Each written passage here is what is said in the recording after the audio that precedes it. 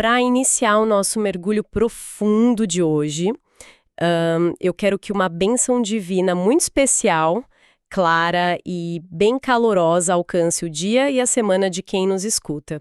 Que traga paz, saúde e, muita lucidez para enfrentar qualquer desafio que apareça pela frente. Amém. E a gente realmente vai precisar dessa lucidez hoje, né? Porque, olha, o material que a gente tem sobre a mesa é denso, é bem surpreendente. Nossa, sim! É quase um soco no estômago, para falar a verdade. Totalmente. Imagina só o cenário.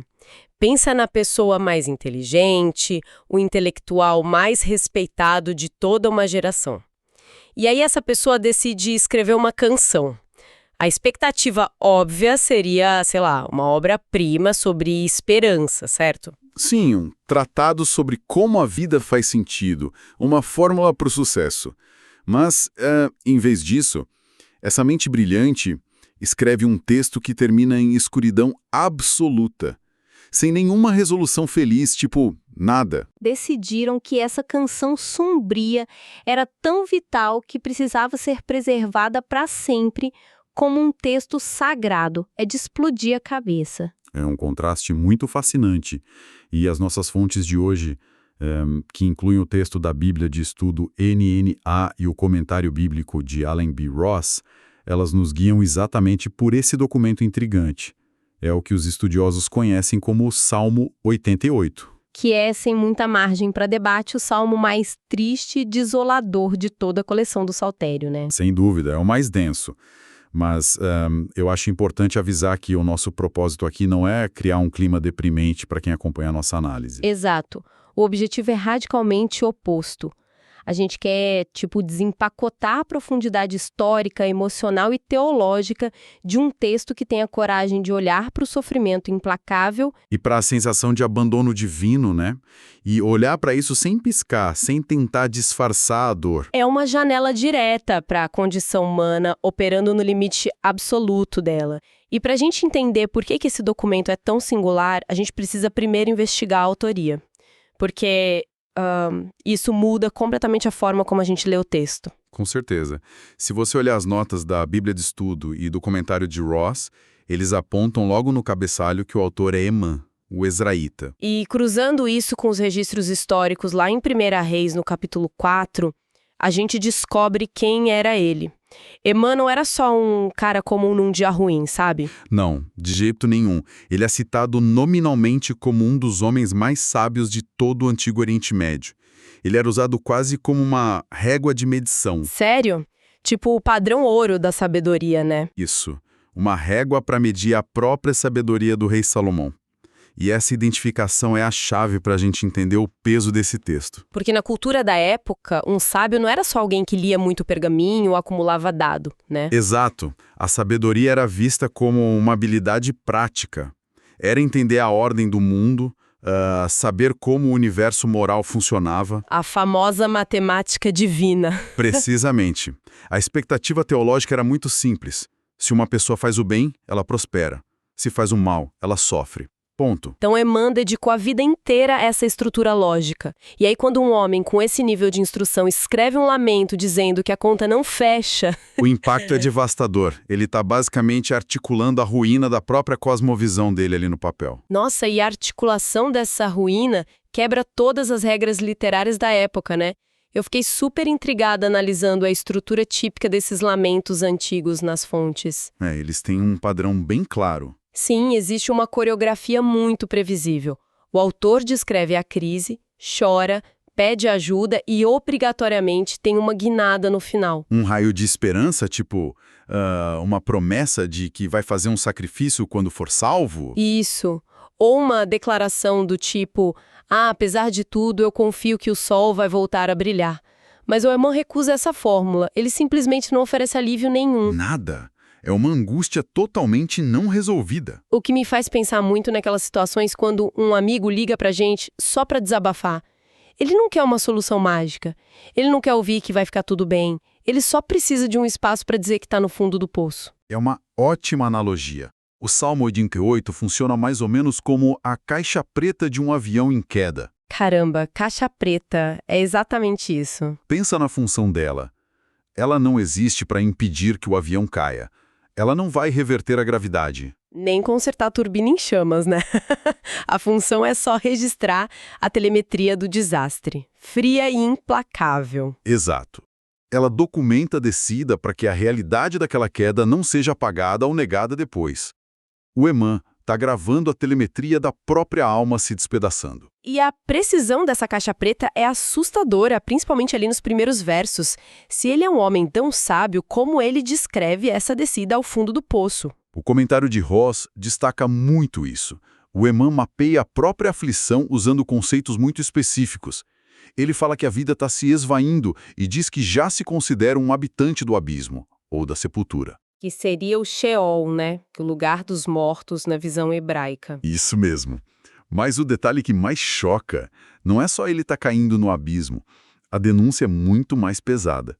Ele acusa o próprio Deus de ter atirado ele na cova mais profunda. Nossa, ele sente que não foi um acidente. Na cabeça dele, é um ataque intencional do divino.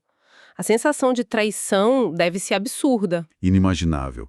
E a linguagem só fica mais gráfica. Ele descreve a ira divina como um peso físico. Ele diz que o furor de Deus pesa sobre ele e o abate com ondas. Ondas. E aqui a gente precisa parar para contextualizar, né? Porque para quem nos escuta hoje, mar e onda lembra férias, surf, praia. Mas para a mente do Antigo Oriente Próximo, a coisa era bem diferente.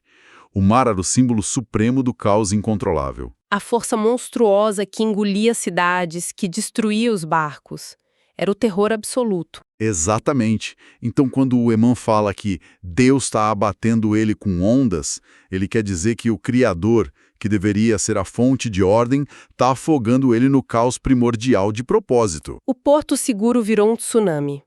Mas o pior é que a tragédia não fica só nesse eixo vertical, nessa relação rompida com Deus. Tem a queda no eixo horizontal também, né? Com certeza. Tem uma falha catastrófica no isolamento social. EMAN diz que Deus afastou todos os conhecidos dele, transformou ele num objeto de abominação. O que me faz levantar uma questão que as fontes exploram bem. Até que ponto a dor física de estar morrendo se mistura com a dor psicológica de ser abandonado pelos amigos? É uma justaposição asfixiante.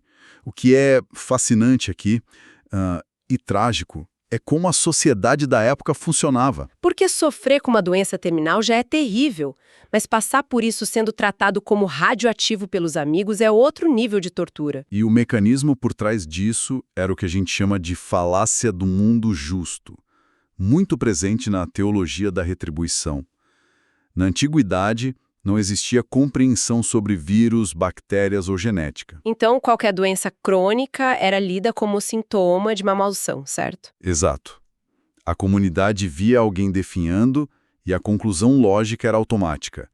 Essa pessoa deve ter algum pecado oculto horrível e Deus está punindo ela. Ou seja, chegar perto do EMAN não era só risco de contágio físico, era um contágio espiritual. Se alguém tocasse nele, ficava impuro e era banido do templo. Precisamente. O comentário de Ross pontua que o EMAN se vê como um homem sem força, um cadáver ambulante.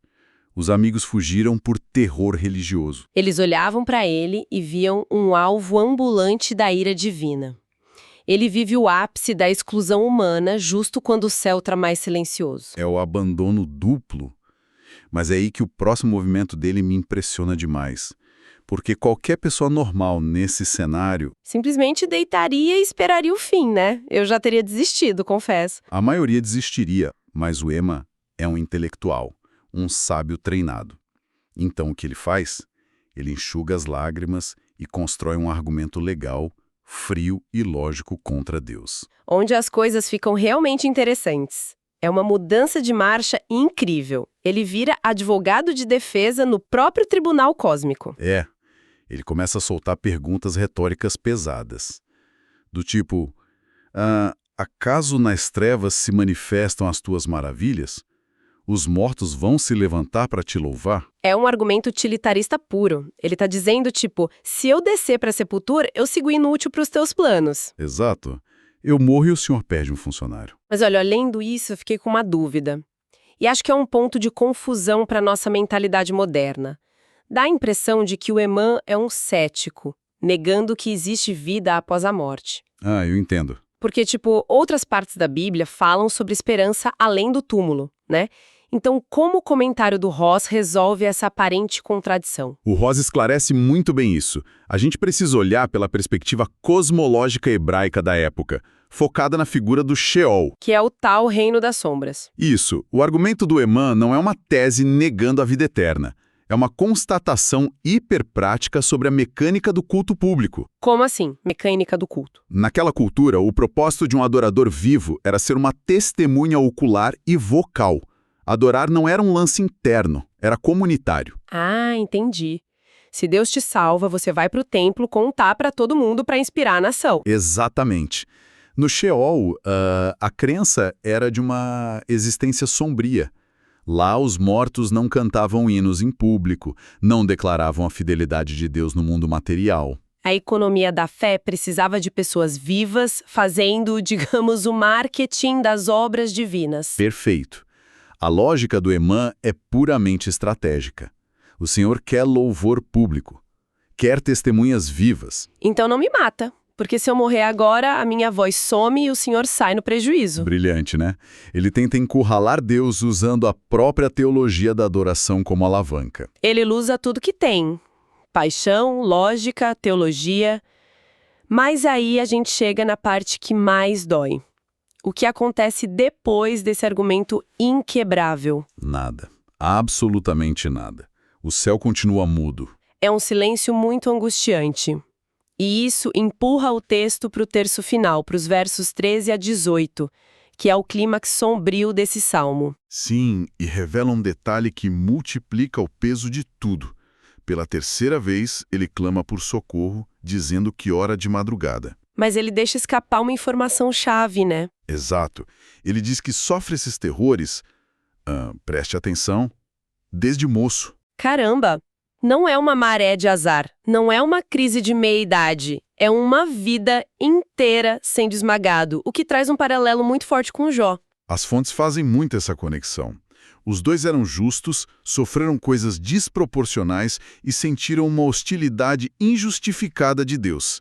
Ambos foram isolados e questionaram a lógica divina. Mas tem uma diferença mecânica absurda entre os dois. A história de Jó é famosa porque no final tem um redemoinho, Deus aparece, responde, mesmo que de um jeito misterioso. Sim, Jó recebe a presença e a restauração. O Eman não recebe nada, nenhuma voz das nuvens, só o eco dele mesmo batendo nas paredes. E aí ele retoma a reclamação, lembrando que os amigos sumiram, e o texto acaba. E a última palavra do texto original em hebraico, que o Ross aponta que as traduções fiéis mantêm no final, é machachak. Trevas. A frase é algo como, as trevas são as minhas companheiras mais íntimas. É um corte abrupto, parece que acabou a energia no meio da frase. Sim, a transmissão cai do nada. E esse paradoxo absoluto, de orar dia e noite para a mesma pessoa que está causando o sofrimento dele, é o que a gente precisa desvendar agora. Se a gente conectar isso ao quadro geral da teologia, terminar na escuridão sem uma luz falsa revela algo extraordinário. Não é um resultado final vazio. A gente tem essa mania de forçar final feliz para ficar confortável, né? Temos, mas olha a ação contínua dele. O fato inegável de que ele continua gritando por socorro. Ele acorda de madrugada para falar com Deus. Isso demonstra uma resiliência e uma fé inabalável. A lógica humana ditaria o abandono imediato. Se a fonte está envenenada, você para de beber. Se um Deus te destrói, você vai pro ateísmo. Exato, mas o Eman não faz isso. Ele leva a raiva e a amargura direto para a fonte. Sabe por quê? Por quê? Porque no fundo daquela escuridão, ele sabe que esse Criador é a única entidade com poder real de tirar ele de lá. A fé imatura foge, a fé robusta absorve o paradoxo. Nossa, isso é muito profundo. O lamento protestante é um ato visceral de vínculo. Com certeza. Ninguém gasta a madrugada argumentando com uma entidade que não acredita existir. A recusa dele em parar de falar prova que a corda não rompeu. Ele prefere debater com um Deus assustador a viver num universo vazio. É a prova de que a dúvida e a raiva não são o oposto da fé. O oposto da fé é a indiferença. Exatamente. A indiferença. E ele está longe disso. Isso me leva a um pensamento final provocativo, uma reflexão que eu quero deixar marinando na cabeça de quem nos acompanhou até aqui, baseada no que as fontes nos mostram. Manda bala. Pensem sobre o processo de preservação. Esse texto cru, essa caixa preta que termina em trevas, as autoridades religiosas não esconderam. Não foi censurado como algo deprimente demais ou herege. Pelo contrário, foi parar no inário oficial da nação. Exatamente. O que legitima a dor não resolvida.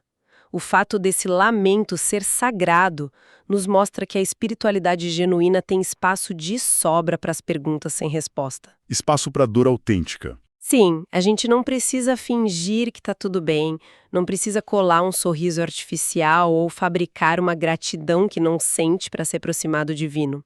A franqueza brutal de uma alma ferida também é uma oração sagrada. Uma conclusão fundamental. A integridade emocional é pré-requisito para qualquer busca de verdade, né? Com certeza. Foi um bate-papo denso, complexo, mas super essencial. Muito obrigada pela atenção e pelo tempo de quem mergulhou com a gente nas profundezas do Salmo 88. Deus abençoe todos os ouvintes. Deus abençoe todos os ouvintes.